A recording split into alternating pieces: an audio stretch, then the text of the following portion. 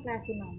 Meron po kasi kami tatlong parang classifications ng bagoong.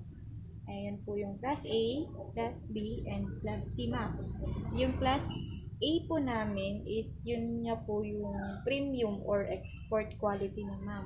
Yun na po yung kung sa bagoong, kung yung quality ang pinag-uusapan, makikita nyo talaga yung patis sa ibabaw. And yung sa ordinary naman, ma'am, or yung Class B, or yung kadalasang nakikita nyo na po sa palengke, ito po siya, ma'am, parang alsado po, nasa ilalim ng patis. Or kumbaga, ma'am, yung sa isda na ginagamit is may yellow na, nahilongan na siya, ma'am. May Frozen tubig na. na. Opo. Compared kasi sa Ito, Class fresh A, pa ma'am, talaga. fresh catch pa. And sa Class C naman po namin, ino-offer naman po namin to sa mga bayan na maliliit, ma'am. Yung parang abot kaya lang po yung presyo. And kasi sa Class C na din po, parang mixture na po ng dalawang klase namin. Kaya kung makikita nyo, malasaw na siya sa dalawa. Or light Wala na na yung siyang kulay. patis na. Opo. Yun, ma'am.